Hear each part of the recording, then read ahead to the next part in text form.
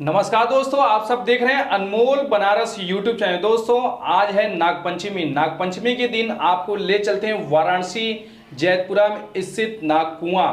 नागपंचमी के दिन ही वो कुआं खुलता है और दोस्तों बताया जाता है वो सीधे नागलोक और पाताल लोक चला जाता है। इस कुएं में करीब 7 कुएं हैं। आज भी वहाँ पे साक्षात नाग नागिन उस कुएं के अंदर मौजूद है, ऐसा वहाँ पे बताया जाता है। बहुत ही दूर दूर से श्रद्धालु वहाँ पे आते हैं दर्शन पूजन करने के लिए और आसपास के लोकल भी वहाँ पे पहुँचते हैं। तो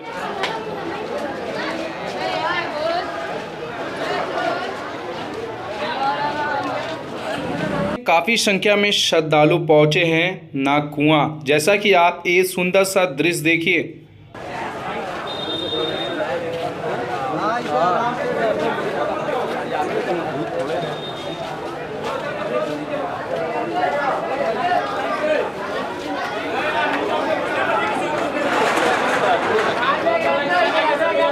एकदम पूरा तबीयत खराब कर रहा है। चौबे की गाड़ी कर क्या कर रहा है।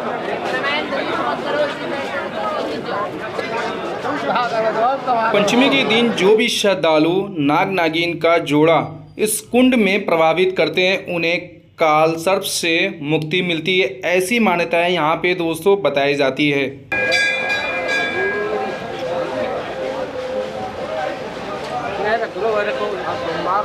इस सुरक्षा के बीच पहुंच रहे हैं श्रद्धालु दर्शन पूजन करने के लिए।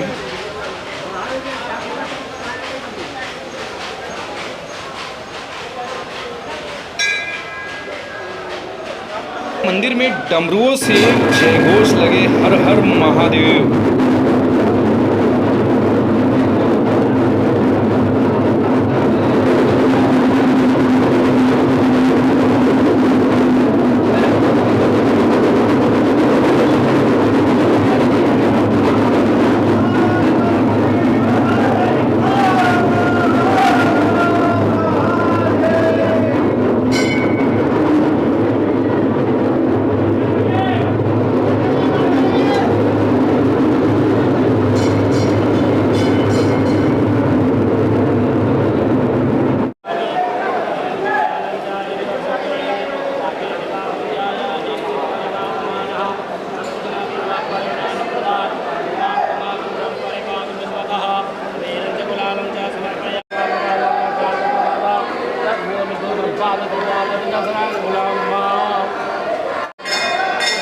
नमो पार्वती पते हर हर।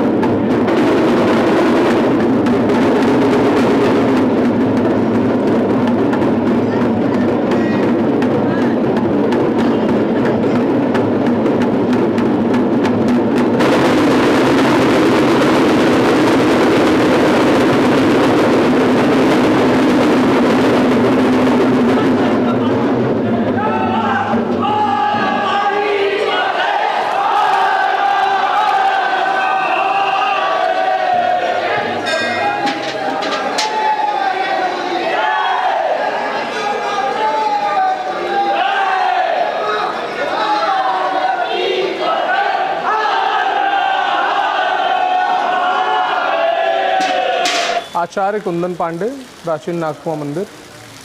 इस कुंड में क्या रहस्यमयी बातें हैं कि नासा भी हैरान है? ये देखिए, कुंड जो है महर्षि पतंजलि की तपोस्थली रही है। इस कुंड को स्कंद पुराण में कारकोटक वापी नाम से संबोधित किया गया है। स्कंद पुराण में इसे कारकोटक वापी कहते हैं।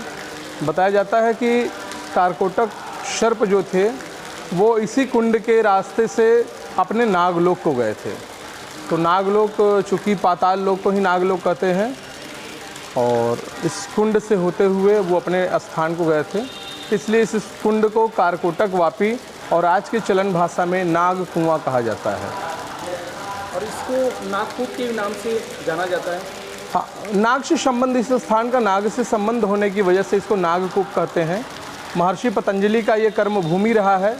महर्षि पतंजलि अपने गुरु पाणिनि जी के साथ यहाँ पे साधना तपस्या किया करते थे, और बताया जाता है कि महर्षि पतंजलि जी यहीं पे साधना करते थे, शिक्षा दीक्षा देने का कार्य करते थे, और यहीं पे कई ग्रंथों की उन्होंने रचना की है, जैसे महाभाष्य, अष्टाध्यायी, कई ग्रंथ पे जो यहीं पे उन्होंने रचना किया है। तो ये स्थान महर्षि पतंजलि की तपोस्थली, कर्मभूमि के रूप में जाना जाता है। और कितने कुएँ हैं इसके अंदर? हाँ, क्योंकि कुएं नहीं है, कुएं तो आपका जो सामने है कुआं है। कुएं के अंदर एक, जहाँ तक तली है, तली में भगवान शिव का एक शिवलिंग स्थापित है। फिर वहाँ से एक होल होता है जो नागलोक तक जाता है। तो नागलोक, चूँकि हमारे, जब आप नीचे जाएंगे तो हमारी पृथ्वी 14 भुवन के बीच में है, 7 ऊपर और 7 नीचे। तो जो नीचे 7 हैं वो अतल, बितल, सुतल, तलातल, रसातल, महातल ऐसे करते हुए पाताल को जाते हैं।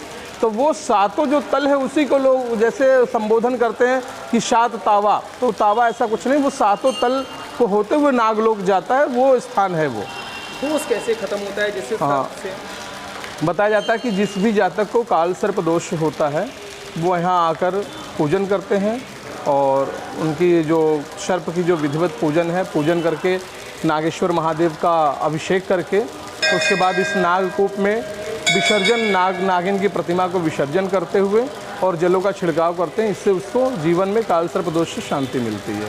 इसकी गहराई अभी तक जो बीच में जहाँ पे शिवलिंग है वहाँ तक तो रोड से 70 फीट करीब का गहराई है, लेकिन उसके बाद जो है वो गहराई किसी को नहीं पता, क्योंकि वो पाताल लोक तक संबंध है उसका, तो उसकी गहराई किसी को नहीं पता। 1000 सालों इस स्थान का देखिए किसी को ज्ञात नहीं कि कितना वर्ष है, लेकिन एक शिलापट्ट के माध्यम से जो कुंड के अंदर अंकित है उसके माध्यम से पता चला था कि संवत 1 में किसी राजा ने इसका जीर्णोद्धार करवाया था।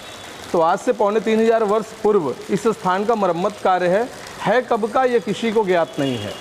अच्छा, तब यहाँ पे कोई वैज्ञानिक या नासा के लोग यहाँ पे आए थे सर्वे? हमेशा लोग आते रहते हैं अपना देखने के लिए, वो कौन क्या है। तो ऐसे हम अपने बचपन से ही इस चीज़ को देखते आ रहे हैं कि कोई ना कोई हमेशा जो खोज करने वाले होते हैं वो स्थान का, कि कितना पुराना स्थान, इन सब संबंधों का वो खोज हमेशा करते रहते हैं। तो ऐसे लोग काफ़ी आते रहते हैं, देखते रहते हैं।